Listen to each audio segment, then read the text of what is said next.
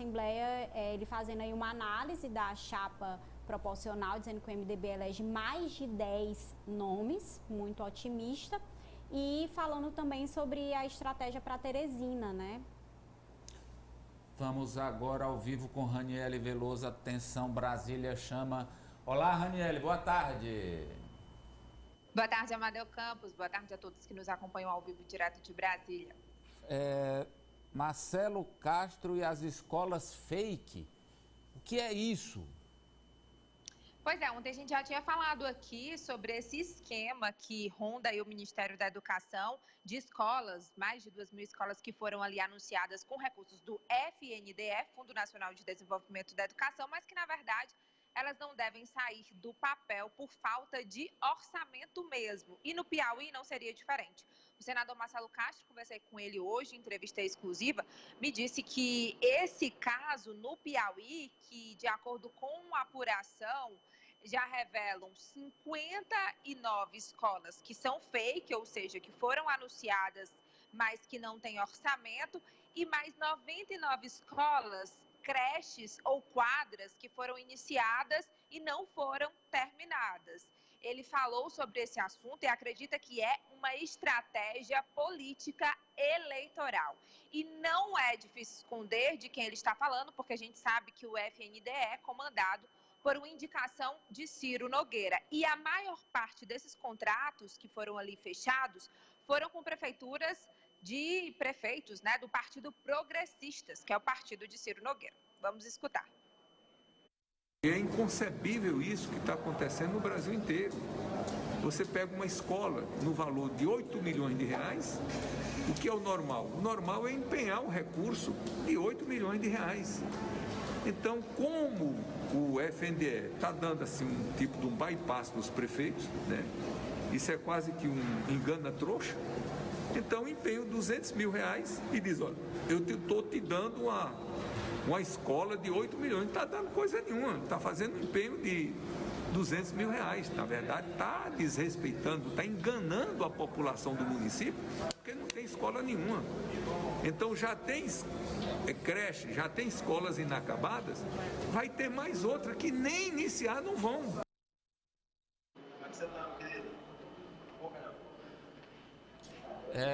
Aí então a fala dura do senador Marcelo. João. O problema aí, Amadeu, não é só uma questão de conveniência política. A lei de responsabilidade fiscal prevê que você deve aplicar os recursos de acordo com um cronograma e um orçamento. Se não tem um orçamento, então onde é que está vindo esse dinheiro e qual é o cronograma de execução dessa obra? Isso aí, meu amigo, o pessoal às vezes brinca com a legislação brasileira, mas a presidente Dilma mesmo, o início do processo dela e o processo dela em si, se deu por um crime de responsabilidade, porque fez uma pedalada fiscal. Isso aí não é uma pedalada não, isso é uma tratorada fiscal, né, meu amigo? Bem, Eu não tinha escutado, porque eu estava sem retorno, mas só complementando, tanto o FNDO como o Ciro Nogueira não quiseram se manifestar sobre essa questão das escolas fakes no Piauí, mas o Ministério Público já pediu investigação com o Tribunal de Contas da União para saber se realmente desrespeitaram as leis orçamentárias, porque está na lei de responsabilidade fiscal que só pode anunciar novas obras, empenhar novos recursos depois que terminar as obras que não foram finalizadas anteriormente. E no Brasil, como eu já venho falando há algumas semanas desse levantamento, são mais de 3.500 escolas e creches inacabadas. É mesmo estranho se você quer começar uma, se a outra parada ao lado no mesmo município. Ô, Raniele, o senador reforça depois dessa nova denúncia que a CPI é imprescindível? É isso mesmo, viu, Amadeu? Apesar do senador Marcelo Castro ainda não ter assinado, tá, o pedido de requerimento de instalação de uma comissão parlamentar de inquérito, porque ele disse que só vai fazer isso depois que ouvir todo mundo. Ele disse que até o momento ninguém veio aqui e disse que não teve corrupção ou mostrou alguma prova dizendo que não teve corrupção em relação a essa liberação de verbas pelo Ministério da Educação. Então, portanto, ele disse que isso é inquestionável, que sim vai ter, e colocou, inclusive, o nome dele como um dos integrantes dessa comissão. Vamos escutar. Na minha percepção, cada dia mais se fortalece a ideia da necessidade de uma CPI. Se vai conseguir um número suficiente de assinaturas para a instalação de uma CPI ou não, é outra questão. Mas é inquestionável hoje, no meu entendimento, a necessidade de uma CPI para esclarecer esses fatos tão graves. Se tiver, o senhor colocaria seu nome para ser integrante e isso prejudicaria a eleição lá no Piauí, já que o senhor é presidente do MDB? Não, se tivesse, eu assinaria e eu como membro, eu seria um membro da comissão e iria participar efetivamente. O senador também falou sobre a conotação eleitoral. Diz que ninguém é ingênuo e sabe que esse é um ano eleitoral e com certeza teria esse tom, sim. Vamos com a manchete aí da Raniele, que trata, Juliana, sobre uma fala de Marcelo Castro com relação a bolsonaristas. Explica aí, Raniele. Vai, Ari.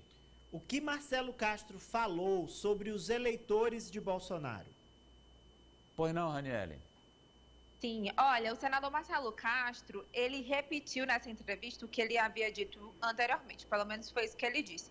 Ele foi interpretado de uma maneira equivocada, dizendo que os bolsonaristas seriam irracionais, porque realmente, eu até perguntei, senador, se o senhor está dizendo que eles não agem no campo da racionalidade, os eleitores de Bolsonaro, então eles são irracionais. Ele disse que não, e explica o porquê. Vamos escutar e entender.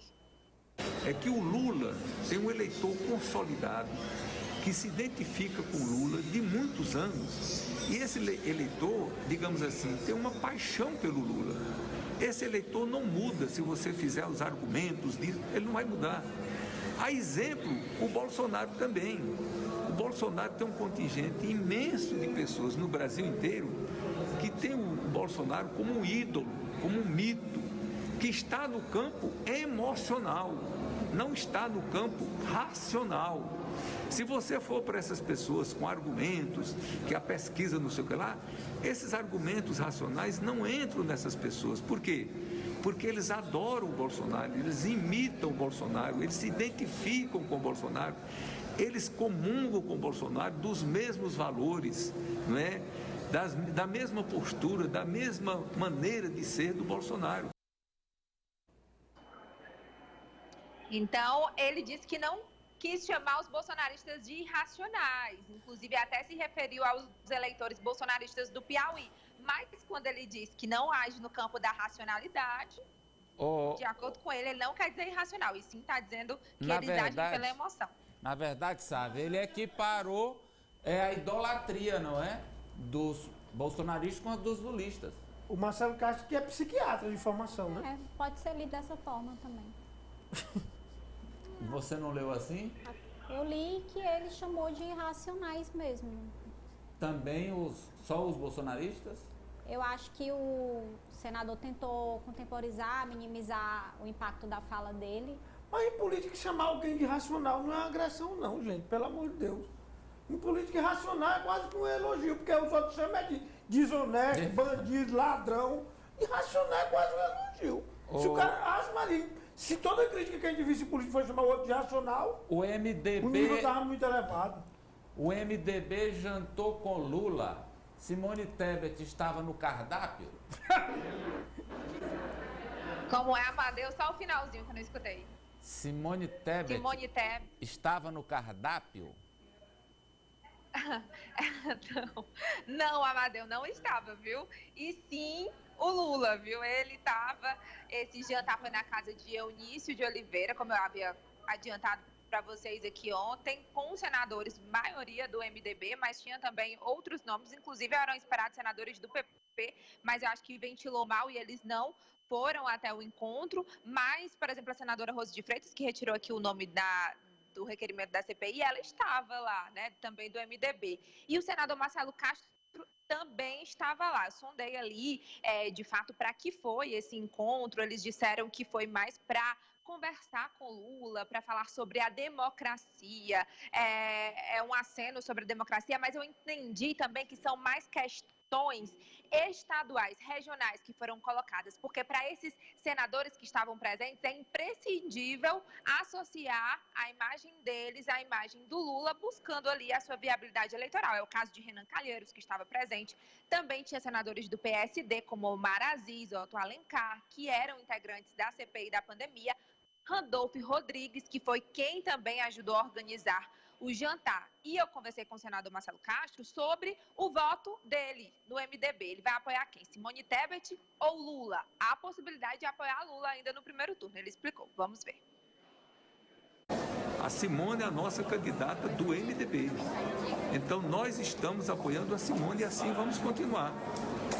A candidatura da Simone está marcada que no dia 18 de maio ela vai se encontrar os presidentes dos partidos para decidir quem pode ser candidato ou não.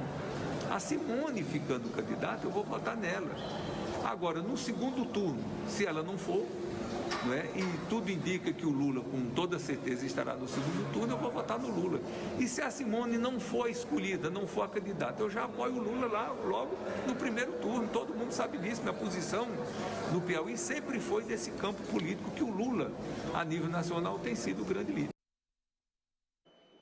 Inclusive, o senador ressaltou aí que essa parceria política com o PT e o MDB no Piauí, por exemplo, vem desde 2002. E uma outra coisa que eu apurei também, Amadeu, é que os senadores aconselharam ali Lula, né, sobre esses temas polêmicos que eu citei ontem, ele falando sobre o aborto, falando sobre manifestação na Casa dos Deputados, sobre os militares, que esses temas, eles interessam mais às minorias, né, e que não seria interessante